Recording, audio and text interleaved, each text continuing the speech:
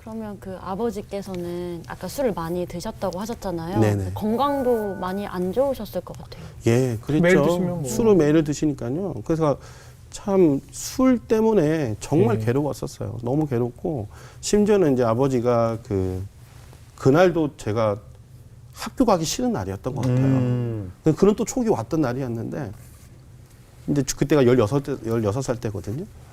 근데 학교를 갔다가 집에 왔는데 아빠가 이제 방에 누워 있는 거예요. 네. 아, 무섭겠다. 근데 의식이 하나도 없어요. 지금으로 보면 뇌출혈이었던 것 같아요. 아, 그래서 이제 그 부분들이 있다 보니까 어떻게 해야 되지? 그래서 이제 제가 그때는 미성년자잖아요. 예. 그러다 보니까 저희 친척에게 전화를 했죠. 저희 아버지가 지금 의식이 없으니 병원을 좀 데려가 줬으면 좋겠다. 그때는 연락이 없는 거예요. 계속 연락이 없었어요. 그러다가 나중에 전화가 왔는데 뭐라고 하냐면 그냥 이렇게 죽게 냅두라고. 나중에 저 의식을 깨면은 아마 반신불수가 돼 있을 거다. 그럼 너희들이 학교 다니면서 똥을 좀 받아낼 수 있겠냐. 그러니 차라리 죽게 냅둬라. 물도 떠주지 마라. 해서 저희 아버지가 물 한 모금도 안 드시고 한 보름 정도 있다가 돌아가셨어요. 들어갔어요. 근데 그때는 정말 서럽더라고요. 그렇죠. 그때 정말 간절히 기도했어요. 또 마지막이었어요. 엄마 때는 그렇다 치지만 하나님 아버지마저 없으면 나는 고아가 아닙니까? 그렇죠. 못난 아비지만 그래도 있어야 내가 힘들 때 뭔가 하소연을 할 수 있을 건데 하나님 정말 우리 아버지만큼 살려주세요 라고 기도를 했거든요. 근데 그 기도마저도 하나님이 들어주지 않으셨어요. 제 친한 후배는 이제 뭐 내일 모레 50이 되는데도 이제 외아들인데 부모님 다 상 치르고 나서 제가 위로의 메시지를 전했더니 이제 세상에 저밖에 없다는 생각이 든다. 그런 외로움이 나이가 이제 50이 내일 모레 되는데도 제 부모님 다 돌아가시니까 혼자 남겨졌다는 외로움이 생긴다고 하는데 지금 이렇게 어린 나이에 미혼하고 오는 아버지까지 세상을 떠나시면 정말 아무도 기댈 데가 없는 어린 존재가 남겨지는 거잖아요. 네. 그때 좀 어떻게 하나님께 깊게 기도를 했음에도 살려주시지 않으셨던 하나님에 대해서 좀 서운한 마음도 있었을 것 같아요. 그래서 제가 하나님을 떠났죠. 무신론자로 살았어요. 그때부터? 예. 아버지 세상 떠난다고? 왜? 왜냐하면 엄마 때도 나몰라라 하셨던 하나님, 예. 아빠 때도 또 간절히 기도했는데 네. 결국은 그때도 하나님이 저의 기도를 들어주지 않으셨잖아요. 네. 그래서 누가 저보고 교회 가자면 제가 막 화를 내고 욕을 했었어요. 이런 나쁜 인간들, 사기꾼들이다. 하나님이 전지전능하시다고? 하나님이 정말 살아계신 게 맞아? 그렇다면 내 인생이 왜 이 모양, 이 꼬라지에 되느냐고. 14살, 16살 내가 뭘 잘못했냐고. 나는 교회 열심히 다닌 죄밖에 없는데. 그래갖고 사람들이 저에게 막 이렇게 얘기를 하면 저는 욕을 하고 화를 내고 아예 안 간다고 막 예. 펄쩍펄쩍 뛰었었어요. 그러면서 이제 하나님 없이 이제 제 마음대로 인생을 살았죠. 많이 힘드셨겠어요. 정말 힘들었었어요. 아무런 기댈 데가 없잖아요. 그럼 이제 꿈도 바뀌고 세상에 대한 목표가 달라졌겠네요. 그렇죠. 그래서 이제 제가 이제 돈에 예. 이제 눈이 띄기 시작한 거예요. 아, 돈 벌어야겠다. 믿을 그렇죠. 곳은 돈밖에 없다. 그럼요. 왜냐하면 부모가 없고 부모님이 남겨준 그렇죠. 재산이 10원 한 푼도 없었거든요. 네. 근데 옛날 어른들 말이 틀린 게 하나도 없어요. 부모가 돌아가시고 나면 부모 형제는 남남이라 그러잖아요. 네. 정말 저희 친척들은 다 남남이었어요. 예. 누구 하나 거들떠보질 않았어요. 예. 그래서 제가 정말 미친 듯이 돈을 벌었어요. 예. 돈을 벌기 시작하니까 예. 주변에 사람들이 모이기 시작하더라고요. 뭐뭐 하셨어요? 어떤 일 하셨어요? 뭐 제가 이제 곧 중학교 때부터 뭐 신문 배달부터 시작을 해서 뭐 식당 설거지 그것도 시작해서 그다음에 이제 대기업도 다니고 했었거든요. 그래서 제가 뭐 특근이란 특근, 야근이란 야근을 다 했었어요. 돈이라면 되는 일을 뭐든지 다 했거든요. 도둑질 빼놓고. 네. 그러다 보니까 고등학교 3학년 때 취업을 해서 이제 21살 때까지 거의 한 3천만 원 정도 돈을 모았어요. 와, 제가 많이 쓸 만큼 쓰면서도 네. 열심히 모았죠. 예. 근데 너무 재밌더라고요. 예. 그리고 돈을 쓰면 사람이 모이니까 저를 인정해 주기 시작하고 그 돈이 있으니까 오히려 하나님 믿고 살던 내 삶이 시궁창이었는데 하나님 없이 돈을 벌고 사니까 더 행복한 거예요. 그럼 내가 하나님을 굳이 찾을 필요가 없는 거였죠. 그러니 더 돈 하고 살게 된 것이죠. 아, 동생하고 둘이 어떻게 지냈을까? 친척에게도 기대지 않으면 둘이서 네. 얼마나 그 형제끼리 힘들었을까 싶네요. 그러니까 이제 그런 부분도 있었죠. 이제 아버지까지 돌아가시고 나서 예. 친척 아저씨 집으로 가게 됐어요. 예. 그때부터 핍박이 시작이 된 거예요. 아. 그래서 이제 거기서 식당을 하셨는데 거스름돈 예. 이렇게 통이 있어요. 예. 돈을 훔쳐가지 않았는데 훔쳐갔다고 때리고 예. 거짓말한다고 때리고 왜 파라솔 쇠 기둥 있지 않습니까? 네네네. 그게 분리가 돼요. 예. 그걸로 하루는 사정없이 때리는데요. 얼마나 많이 맞았는지 허벅지가 이렇게 부어가지고 바지를 벗지 못할 정도였고 팬티 바람으로 눈 오는 날 이제 눈이 거의 한 무릎 가까이 쌓였을 때 거예요. 예. 팬티 바람으로 쫓겨나기도 해보고 동생이 또 이제 갑자기 부모님이 돌아가시고 나니까 네. 이제 여러 가지 힘들고 어렵고 왕따를 겪은 거죠. 또 학교에서 또 너무 왕따를 당하다 보니까 자해도 했었고 그러다 보니까 가출도 심했었어요. 그러니까 어린 나이에 저도 힘든데 동생까지 그러니까 너무 힘들더라고요. 그래서 동생하고 함께 이제 바닷가에 빠져 죽으려고 갔었어요. 갖고 이제 바다 안으로 들어가는데 갑자기 저에게 이렇게 음성이 들려오는 거예요.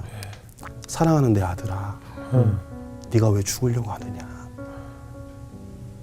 제가 갖고 무슨 소리야? 그리고 또 들어가고 있었거든요. 또 근데 사랑하는 내 아들아, 내가 너를 사랑한다.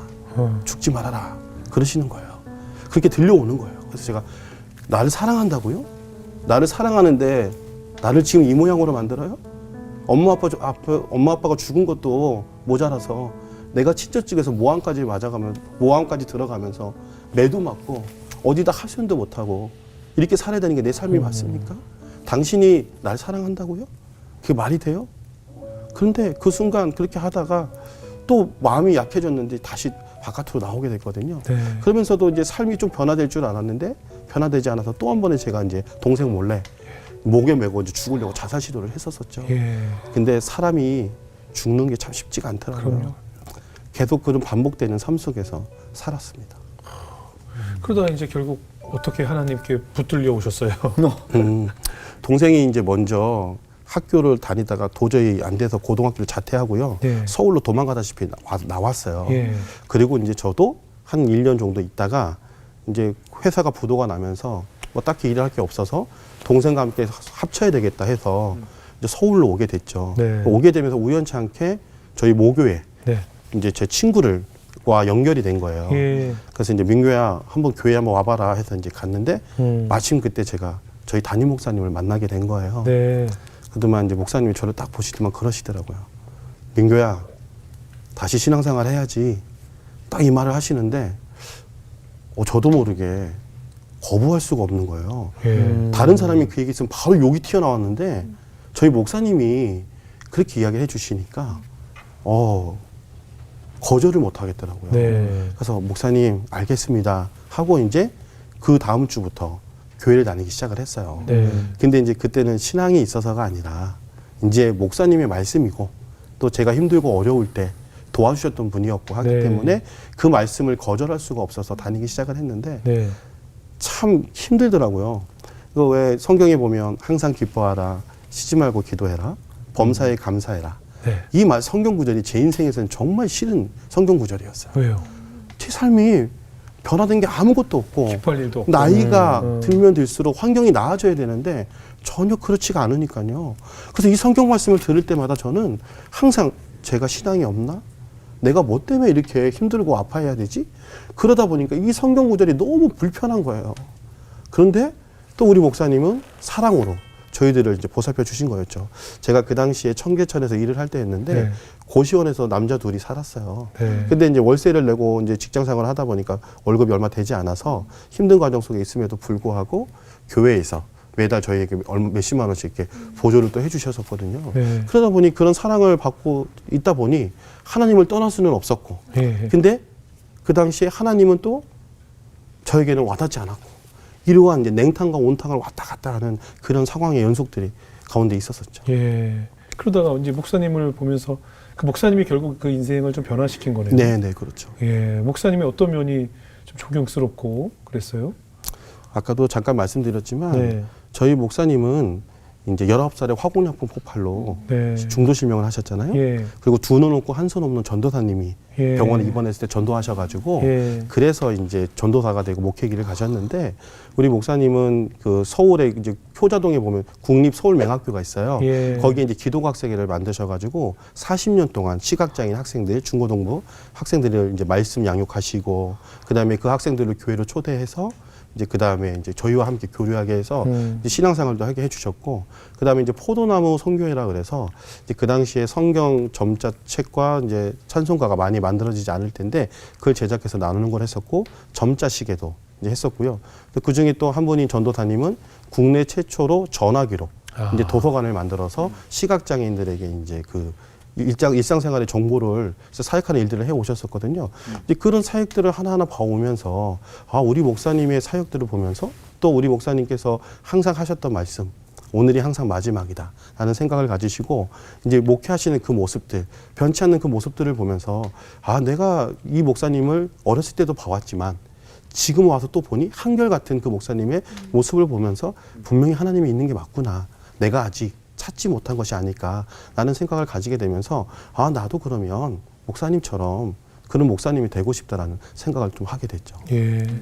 꿈에서 하나님을 또 만나셨어요? 예, 그랬었죠. 제가 예. 이제 22살에 예. 하루는 자고 있는데 예. 꿈을 꾸게 된 거예요. 예. 근데 그 꿈에서 이제 사랑하는 내 아들아, 네가 너무 힘들고 아프고 어려운 과정을 겪은 걸 내가 안다. 그런데 네가 나의 사랑을 좀 전하는 사람이 되어주면 안 되겠니라고 말씀하시는 거예요. 순간 그 꿈을 꾸는 순간 화들짝 놀랬죠. 무슨 말도 안 되는 소리야. 내 인생은 지금 아무런 변화가 없는데 지금 오늘이라도 좀 죽고 싶은 마음인데 뭘 나에게 사랑을 전하라고? 하나님을 내가 지금 믿지를 못하는데? 그리고 막 이제 제가 막 화를 내기 시작을 했죠. 근데 또 꿈을 꾸기 시작한 거예요. 네. 근데 그때 꿈을 꿨는데 제가 강대상에 올라가서 설교를 하는데 그 예배당이 활활 타오르는 거예요. 근데 그게 한 번도 아니고 두 번. 그다음에 세 번째 될 때는 너무 활활 타오라서 그 사람들이 그 열기에 감당하지 못하고 막 뛰어쳐 나가는 거예요. 이제 그걸 보면서 하나님이 저에게 이제 소명을 예. 주셨다는 걸 알게 됐었죠. 예. 그래서 이제 목회자의 꿈을 그때부터 가지신 거예요? 그때부터 이제 가진 건 아니었고 중학교 1학년 때 제가 예. 왜 그 당시에는 어렸을 때는 기도원에 가면 예. 나무를 하나씩 붙잡고 밤새 기도를 하세요. 나무가 뭐 필 때까지. 그렇죠, 맞죠. 예. 하고 그때 저도 모르게 그냥 하나님, 제가 나중에 커서 목사가 되고 싶어요라고 기도했던 게 있었어요. 예. 근데 이제 갑자기 환경이 어려워졌었잖아요. 예. 저도 잊고 있었어요. 예. 근데 당시 이제 다시 목사님을 만나고 소명을 받고 난 다음에 어렸을 때 그 서원했던 그 기억이 떠오르면서 떠올랐어요. 예. 이제 다시 이제 그 길을 가야 되는 상황이 오게 됐고 그래서 네. 그 길을 가게 된 것이죠. 네. 저 어릴 때 기도 저도 그렇게 많이 했는데 그런 서원 기도는 안 했었어요. 제가. 잘하신 것 같아요. 근데 어떻게 보면 이제 그 어떻게 멘토가 돼주신 목사님이 여러 가지 좀 경제적으로나 정신적으로나 많은 도움을 주셨겠네요. 네, 많이 주셨죠. 그러니까 목사님 영향이 있었겠네요. 그럼요, 목회자가 목사님 되는. 영향이 컸었죠. 예. 그래서 제가 목사님의 말씀이라면 예. 무조건 믿을 수밖에 없었고 예. 신뢰할 수밖에 없었어요. 예. 가족들도 나 몰라라 했는데 그렇죠. 그랬던 저를 데리고 항상 하루는 이제 장례식장에 가는데 저하고는 아무런 연고가 없는데 예. 민규야, 장례식장 같이 가자. 민규야, 내 신방 가는데 같이 따라가자. 자꾸 그러시는 거예요. 그래서 나는 거기 갈 이유가 없는데 왜 날 데리고 가시지? 근데 목사님이 가자 하니까 따라갔던 거였죠. 예. 그리고 이제 명절 때는 이렇게 되면 형제 둘이 있으니까 안쓰럽잖아요. 예. 그럴 때는 저희를 불러서 항상 챙겨주시고 했던 목사님이 제일 됐어요. 고마운 예, 분이죠. 아버지와 같은 분이셨죠. 아버지였네요.